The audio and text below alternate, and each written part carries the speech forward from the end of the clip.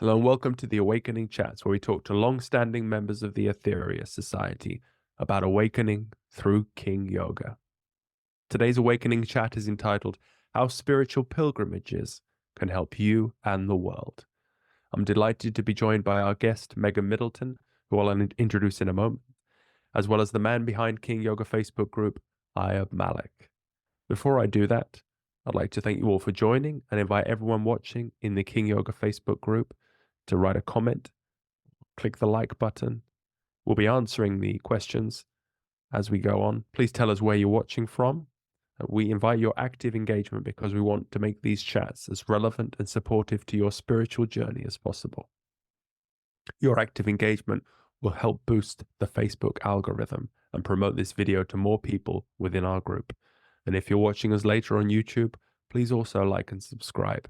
And any questions you ask in the comments will be answered at a later date. So today's topic is pilgrimages to the holy mountains of the world. I'd like to start by reading from Realize Your Inner Potential, the guide to King Yoga that we use so much in our Facebook group, written by our master, Dr. George King, with Richard Lawrence.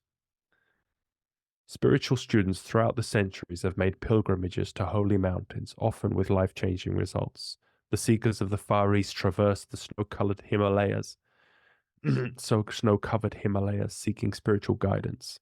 Many peoples of the world have made vision quests to mountains and deserts, seeking guidance from Mother Nature. It was known how important it was to leave the day-to-day surroundings of one's villages and towns, to be alone, open and centered in order to hear the subtle messages from a higher source or from a higher part of oneself. In modern times, it can be even more important. And today, there are still many spiritual pilgrimages going on every year. Over 1 million people attend the Muslims' Hajj in Saudi Arabia. Many Catholics go to the Vatican City to receive the energy there. And our Master George King spoke about the Vasik festival, where people walk for weeks, even months, to get there, thousands of miles. And they have seen the Lord Buddha there. They've seen the Master Jesus come down into their midst, send out energy, and rise back up again. And in the Aetherius Society, we have these holy mountains. It's special in that they've been charged with powerful energies by elevated spiritual beings. From such a charged place, the pilgrim can send out tremendous healing power for the world as a whole or for an individual. And when you do this and feel these powers flow through you, you will have one of the most uplifting experiences of your life. And I think our guests today can attest to that. So let me first introduce Megan Middleton, who has been a member of the Aetherius Society for almost 30 years, and during that time has become a co-organizer of the Brisbane group. She's been a presenter and trainer at the Relaxation Centre Brisbane and elsewhere over many years, holding workshops on dowsing, spiritual healing, and Realize Your Inner Potential, one of the foundation books outlining the Society's activities. Also, she's been an active spiritual healer. In more recent times, she's become a facilitator for the Awakening King Yoga Book Club, which we'll get into later. So hello, Megan. Hello, Jack. Hello, Ayub.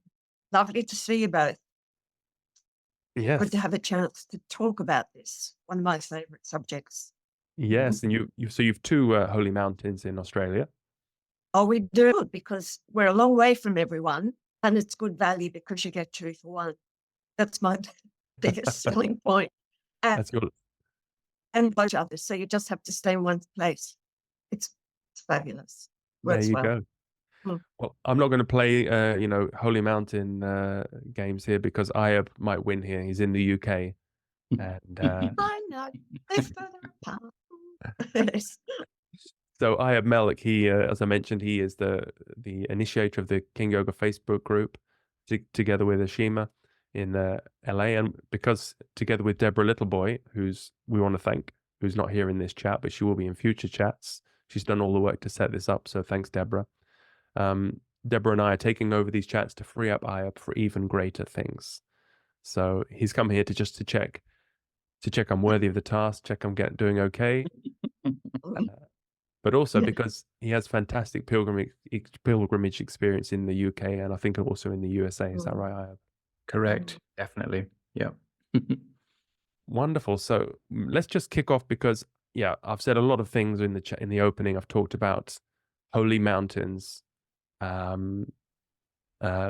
what are these holy mountains, Megan? Could you give us a little introduction to them, and also about Operation Starlight, which was the initiator? Would you want to know why actually it started? Operation Starlight commenced because mankind needed help way back. And it goes back to the time when Maldek was destroyed. We incarnated on Earth. They had to put an ionosphere around the Earth to protect it. And what it did was prevent a lot of those cosmic powers from reaching mankind, those spiritual powers that we need to evolve. So this is the start of Starlight.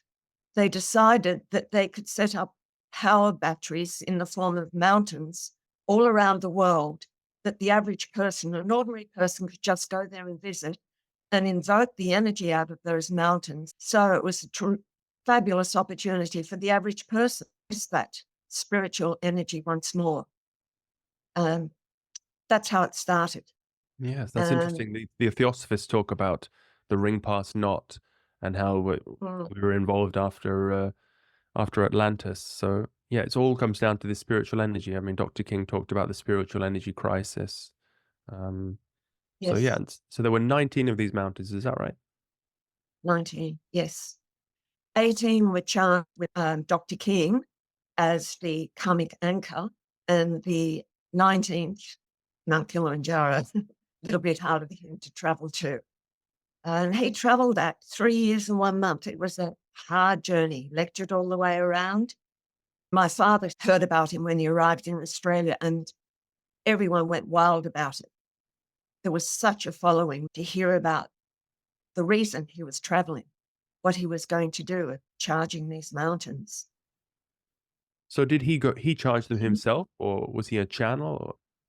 He was the channel, in conjunction with other cosmic masters, and each one works through him, but he was just the anchor, the karmic anchor for the Earth's purpose.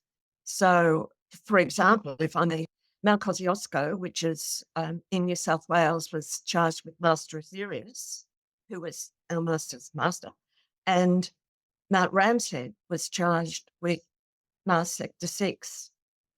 And the one in New Zealand, which is only a few hours away from us, was charged by the Master Jesus in conjunction with Dr. King. So they're all different energies, and they're all there for different reasons. Even if you don't really know the story behind it, you probably find that, Ayub, do you, that people who go there and don't still recognize there's something different with different energies. They can feel it and they can utilize them. Definitely, definitely. Yeah, it's such a magical experience to go on these spiritual pilgrimages, and yes, they all have unique qualities and properties in these mountains, and one has to go there to experience them and learn to be channels for the energy that's stored in these mountains and radiate them outwards to others to provide world healing. And that's one of the, for me, that's one of the things, me and Jack were talking before, about what makes these pilgrimages that we do to these holy mountains stand out from other spiritual pilgrimages that people do, around the world. We've got millions of people who go on spiritual pilgrimages. And so we're kind of just reflecting on that. And I think one of the key things that I feel is a big difference is that a lot of people go on spiritual pilgrimages for their own kind of self, kind of to raise their own consciousness, to help them connect with something greater than themselves, which is great. It's a fantastic thing to do. But one key difference, I think, is with the kind of spiritual pilgrimages that we do in the Etheric Society, which form part of King Yoga, is that we go to these spiritual pilgrimages to radiate healing out to the world, to send energy out to the world. And on a smaller scale, on a less important motive, we also can have experiences ourselves as well. But our primary goal for going on these spiritual pilgrimages is to help heal the world. That's really, and that's when we use those beautiful words that we were given by the Master Jesus for 12 blessings. And to be able to do a power circle on top of the mountain with those blessings, it does raise everyone's consciousness, really, if we're sending out that energy. It's an It does. incredible experience. And I think even if people go for a personal reason, I think they're overwhelmed by the impact of what's happening around them. Mm. And it becomes secondary. And then they just get involved in sending out the energy. We've had a lot of people who don't even really know the society at all, the Ethereal Society, who've come on these pilgrimages and have just been overwhelmed by the situation, changed their life. Yeah, definitely. So just to recap on what you've both been saying, then what my takeaways from that is, it's this karmic manipulation that was involved in the charging of these mountains. Dr. King had to physically go to them to be channels, so there had to be someone on Earth, and it's spiritual energy is in these mountains, and we should use this in service for healing ourselves and the world through prayer. So you go on these mountains, you recite prayer. Do you have to do a prayer on the mountain? Can you just stand there and radiate out energy, or does it? Yeah, definitely. Yeah, you can just stand there and radiate energy out, radiate light out. You can use prayers. We've had in the past in America, we've had a world peace pilgrimage on Mount Baldy there, where people of different faiths come together from different religious backgrounds, spiritual backgrounds, all come together on this holy mountain, and everyone gets an opportunity to lead a part of the service and tune into the energies and radiate it outwards in one way, shape, form, or another. And so yeah, it can be done in many different ways. Yeah, the energy can be sent out. And do you have to be in a specific point on the mountain, or can you be halfway up the mountain or anywhere? I mean, Megan?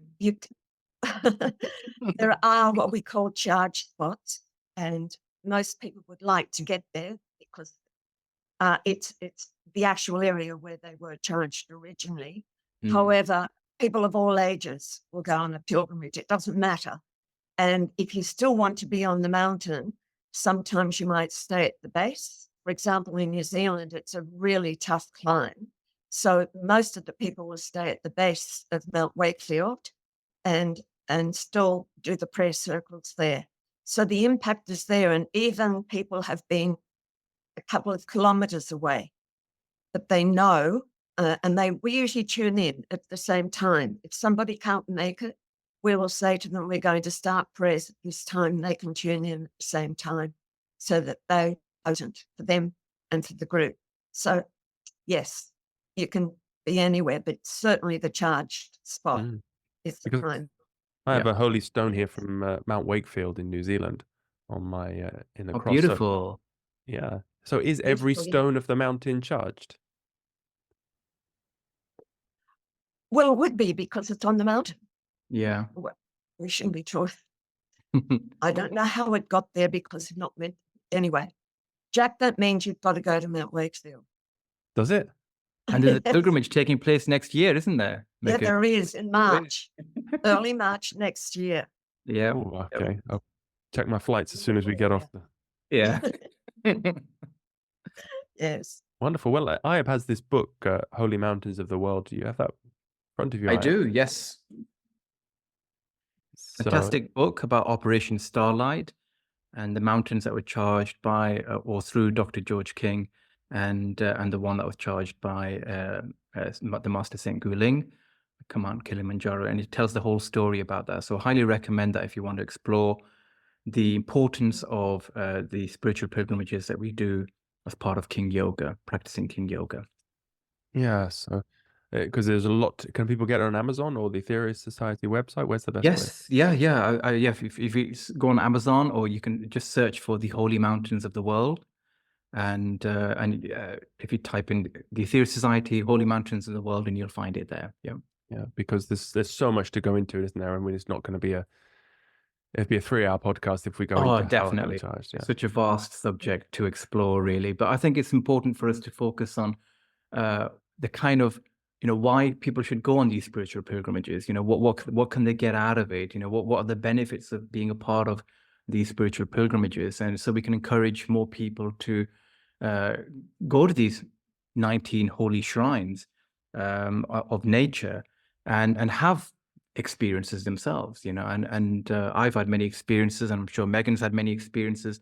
I know many friends of mine, colleagues of mine in the society who've had experiences as well. And I remember one lady, Molly Entwistle, who was my kind of first mentor, I guess, one of my first mentors within the Ethereal Society when I joined more than 25 years ago.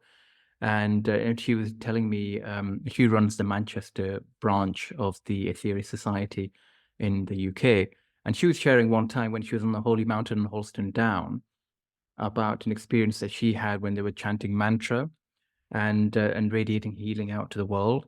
And she had this kind of psychic experience where it's almost like an unveiling occurred, where she was able to kind of tap into the higher realms, and she started to hear lots more voices chanting mantra, lots more voices sending energy out to the world. And she was and we know from what Dr. King has told us that anytime we do an official pilgrimage or an official activity within the Ethereal Society, there is a higher mental realm link. And I think she may have been tapping into that higher mental realm link and tapping into the higher realms who were also joining in with the practice that we were doing at that same time on the Holy Mountain in their respective places. So that was an amazing experience that she shared with me.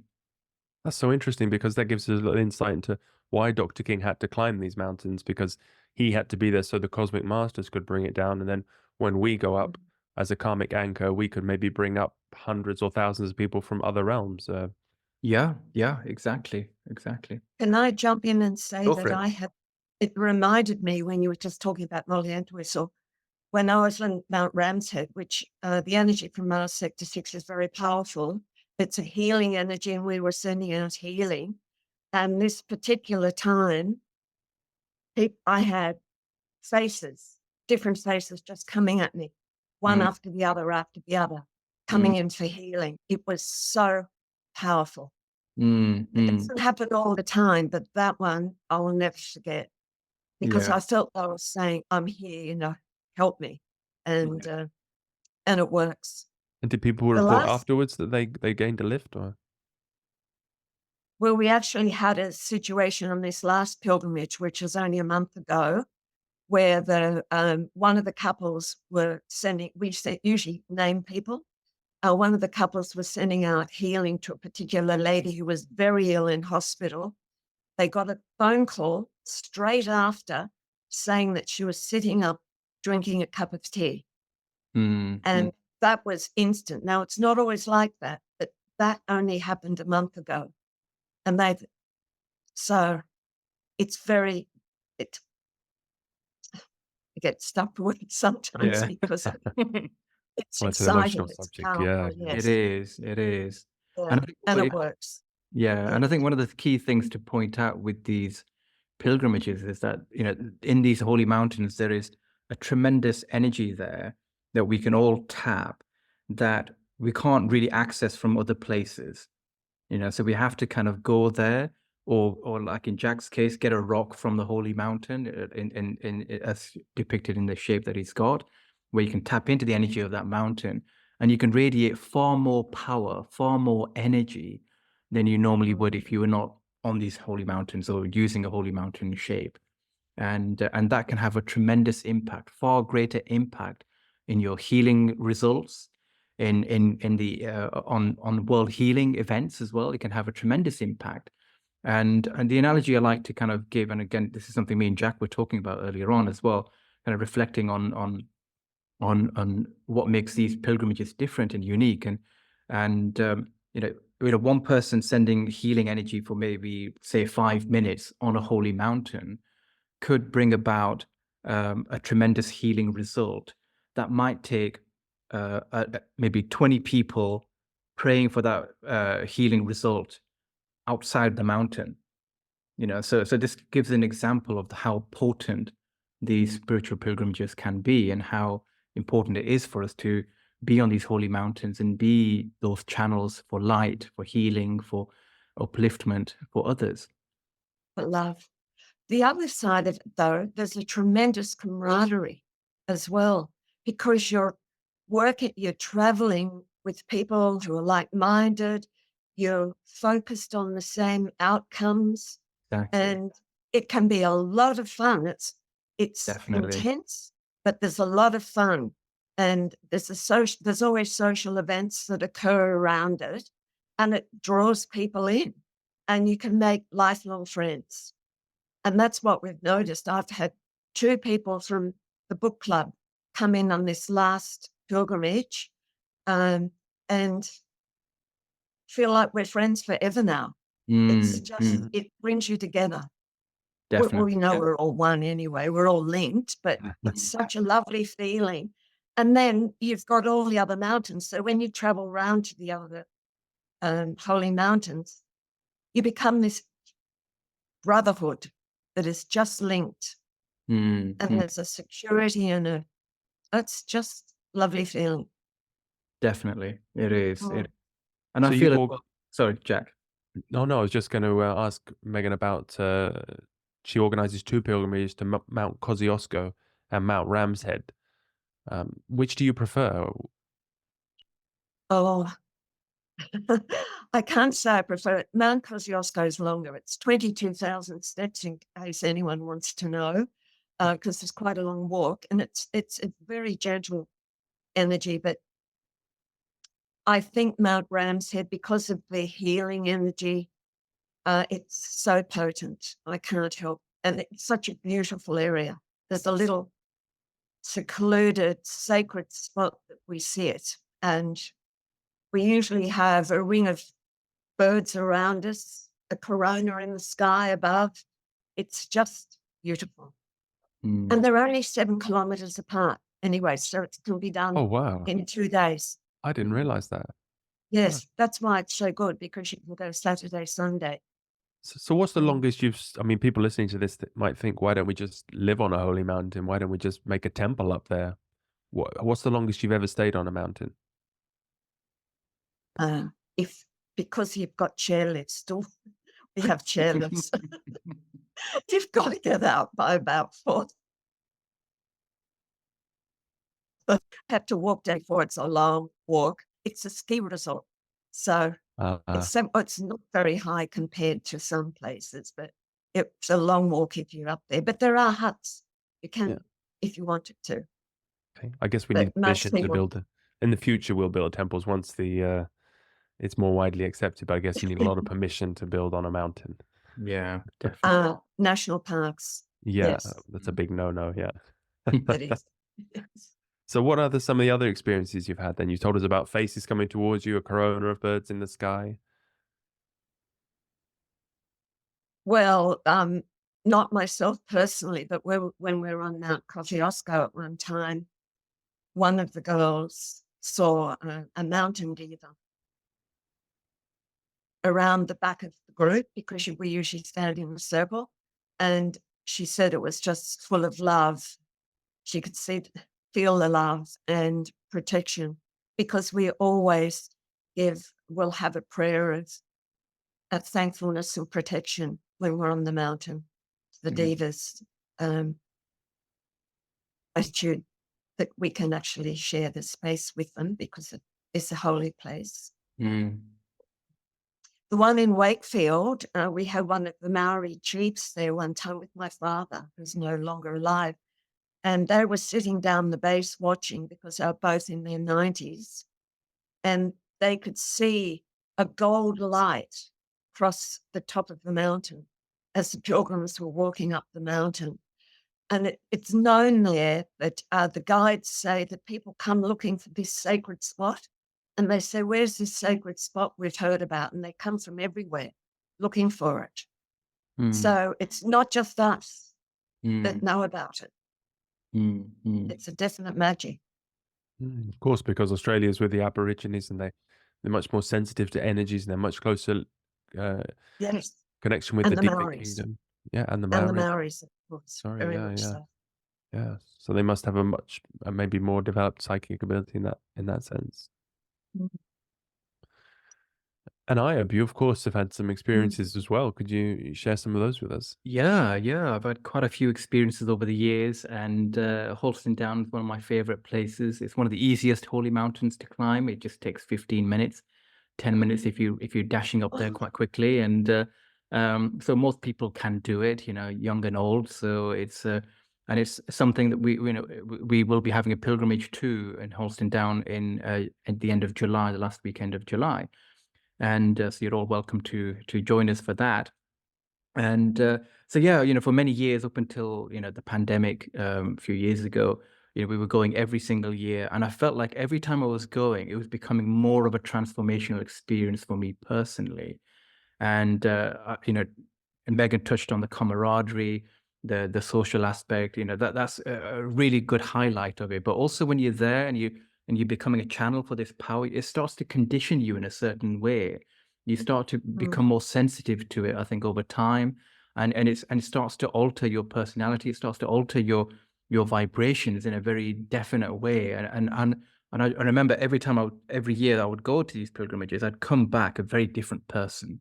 I'd feel a lot more peaceful, a lot more mm, clearer within myself. I'd feel a lot more connected with divinity, with source.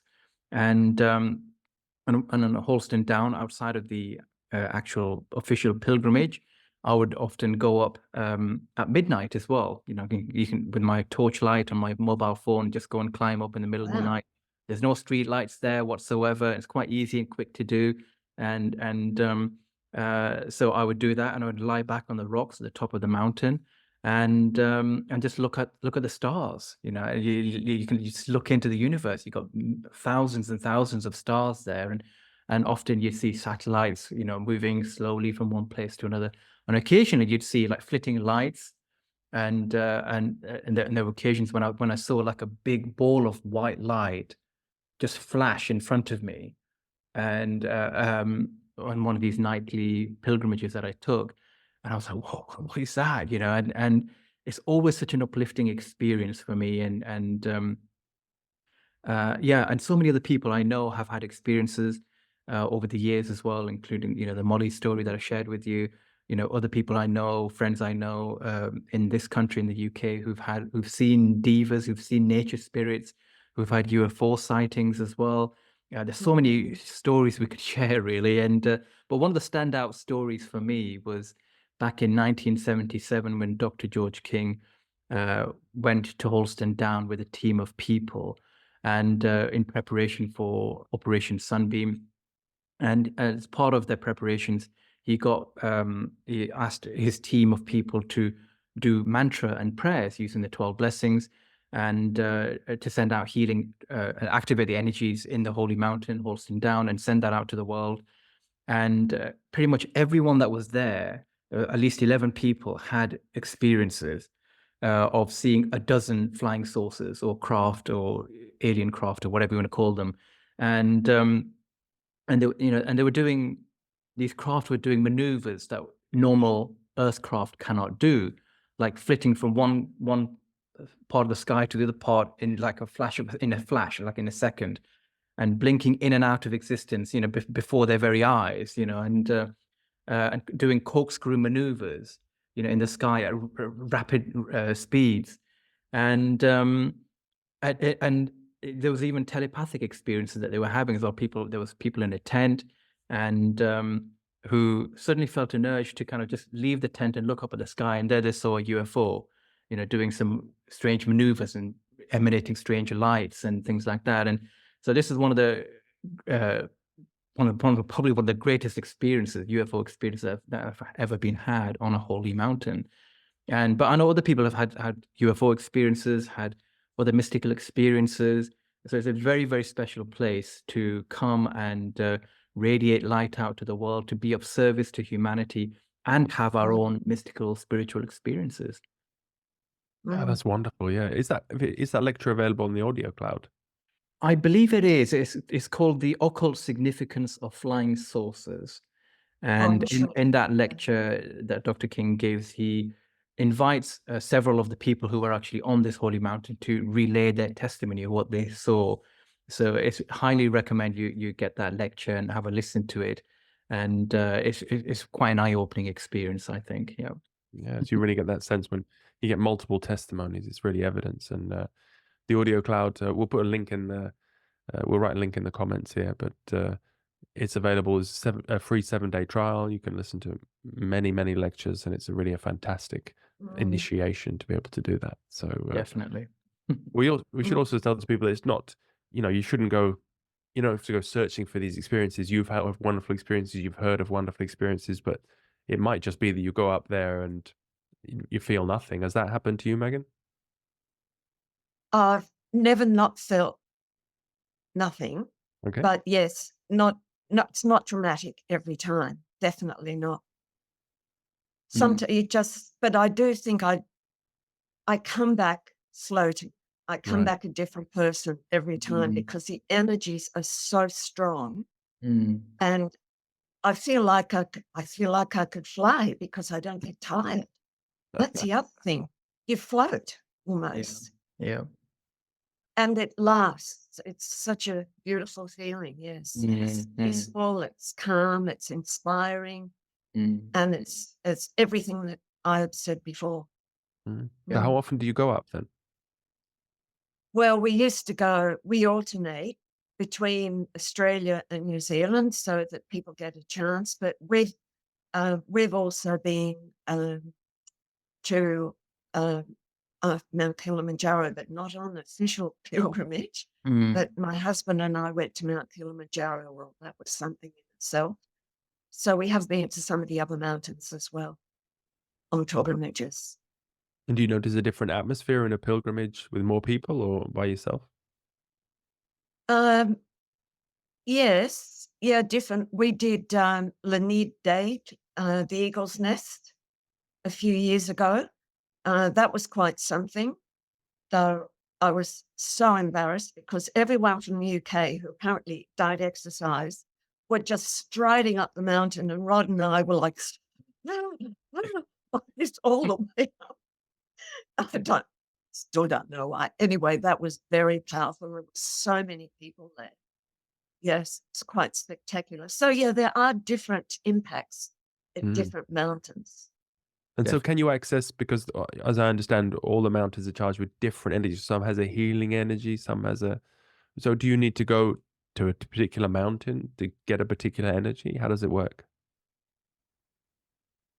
No, you can access the energy anywhere, but there are special powers within each mountain. It doesn't mean to say that you still can't send out healing or for the world, upliftment, whatever. Definitely. It's there on every single mountain. It's available. Yeah.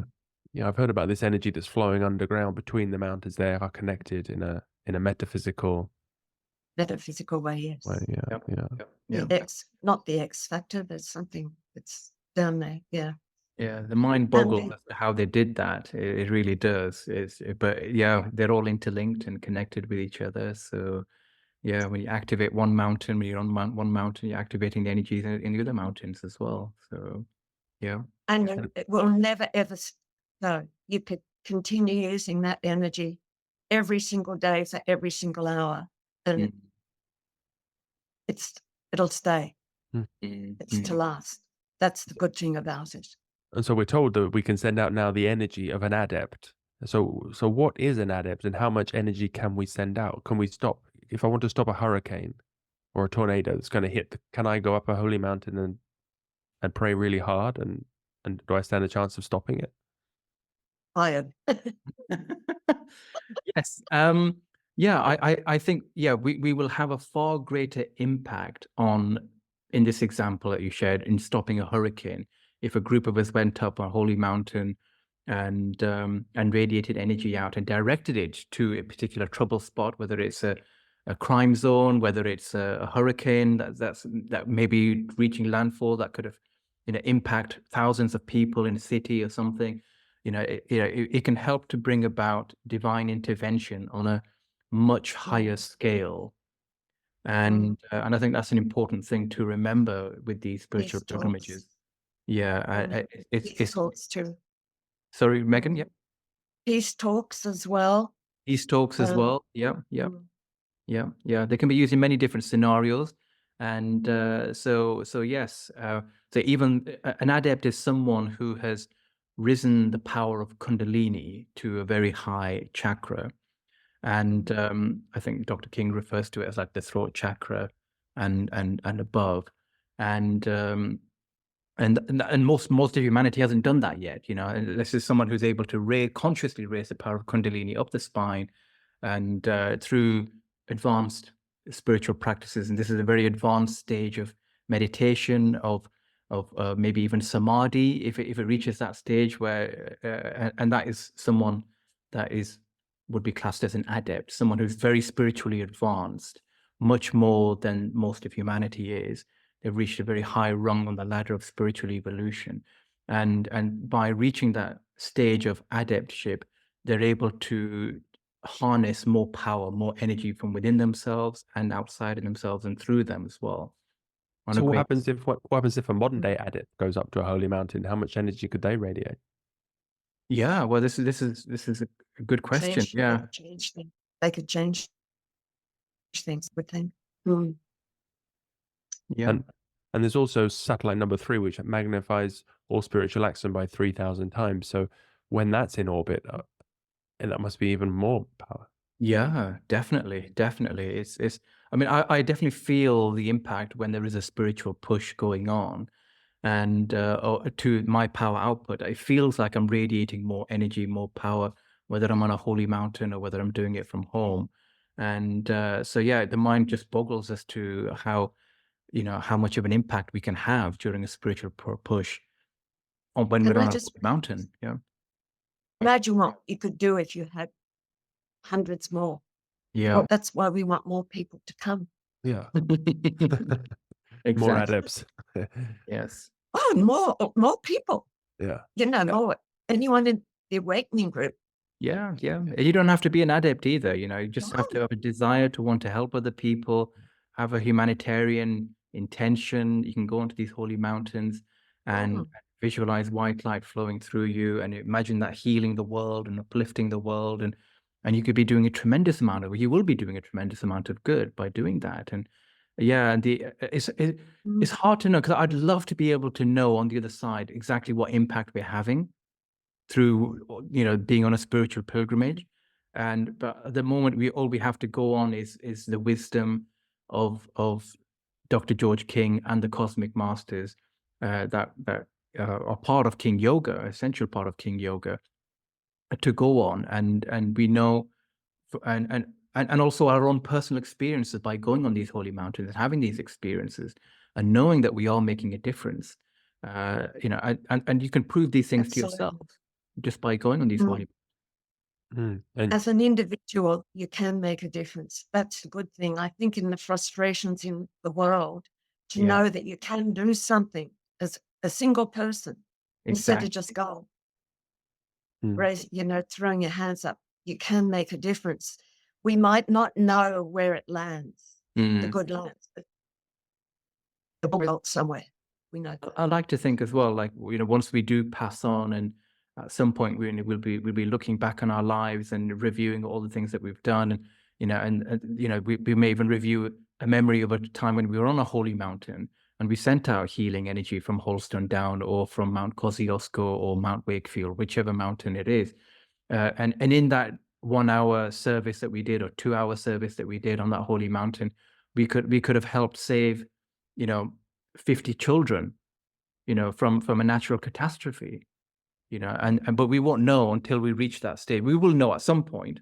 But maybe if we were more advanced, reach maybe adept level, or we were a master of yoga level, maybe we would be able to know these things. We would be sensitized enough to the subtle aspects of nature to be able to tune into the effects of our spiritual actions. But we're not at that stage yet. We're still working towards mastery of our inner abilities and mastery of life. But we will get there eventually, and we will start to know these things. And we've all learned from your previous awakening chats with Richard Lawrence about his Kundalini experiences, which have been gained from years of practices like this. I mean, when you were imagining the energy coming up through you out through your hands. It's a raising of kundalini, you know. It's Yeah. clearing in the nadis. It is. It's Yeah. a psychic practice. It's a practice for developing our psychic abilities as well, developing our healing abilities as well. And, it's one of the things that the Master Jesus, demonstrated actively through his life more than 2,000 years ago. Yeah, of course. Through his healing results that he got, the miracles that he generated, that he demonstrated that we too can heal. We have that ability within us. And going on a spiritual pilgrimage is a very powerful way to become a very powerful healer for the world, as well as for individuals as well. Yeah, Become a pure channel for that exactly. energy to flow through. And I find it interesting as well that the Master Jesus was the one who initiated Operation Starlight. He was the first that's right. person who charged Holston down at the start of this Operation Starlight. And that's an amazing experience that is talked about in a booklet called Jesus Comes Again. It's quite a longish story, but it's an amazing experience, a contact that Dr. King had when he went to Holston Down, and he was told to climb the mountain and send out healing to the world. And he helped to stop a war that was brewing in the Middle East at that time through the energy that was put through him by the Master Jesus. And he saw the Master Jesus on this holy mountain as well. And then the Master Jesus put energy through him to make that holy mountain to make that mountain become a holy mountain, basically. And it's a beautiful story, wonderful story, and so well worth getting that booklet, Jesus Comes Again, if you want to learn more about that. I think I just want to say that they're like batteries. They're batteries of energy that we can access at any time. So that's a simple way of understanding why we would go to that area.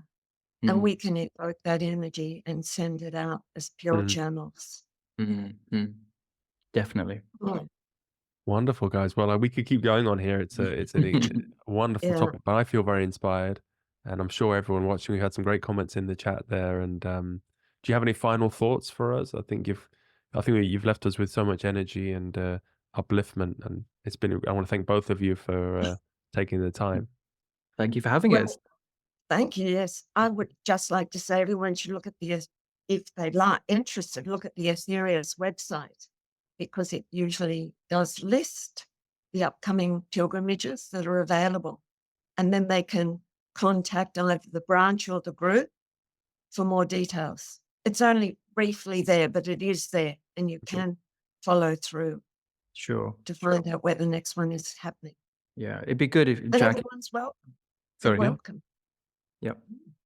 It'd be good, Jack, while Megan was saying that you can put up the link to that particular webpage for all the spiritual pilgrimages that are coming up. Okay, I'll write that in the chat. Yeah. We should also mention, as we touched on before, the book club, Megan, which you run in there's two. There's one in the UK, US time zone, and you run the one in Australia. Yes, how can people join that? They just have to look at the invitation. It's a Zoom link. So the invitation goes out into the Awakening King Yoga Facebook. Every Sunday this occurs, and they just click on the Zoom link. There is, they need the book, Realize Your Own Potential, This to book join. here, or just Yes, put it on the because screen? there's a passcode to get in. And come along and join. It's exhilarating. Yes. Really. Wow. We get such comments. So I think And- those are the event section of the Awakening Through King Yoga Facebook group. So if you're watching That's on right. YouTube, there's a link in the comments. So you can, and there's also many other, Ayub's put together a whole range of spiritual practices, prayer, mantra, healing sessions, which you can join in at different time zones. And we have guided practices to guide your spiritual development. And it's free to join the group as well. That's great. Yes. Mm. Wonderful. So any final comments, please share them in the comments section below. We mentioned the Aetherius Cloud. It's an amazing resource. There's also the Aetherius Society shop, which can get, I think, all three books we mentioned. We'll also put links in the show notes. And I think that's everything. Thanks everyone for watching. Thank you, Jack. Thank you, Jack. Thank you, Ayub. Great care. to see you. Bye-bye, Okay. guys. Bye. For more inspiring awakening chats on a wide range of spiritual topics, join our active online community, Awakening Through King Yoga. Go to Facebook and search Awakening Through King Yoga. Go to the guides section, scroll down, and view a whole series of awakening chats. Through this group, you can build your daily spiritual practice routine together with like-minded seekers, chat about spiritual topics, and much more.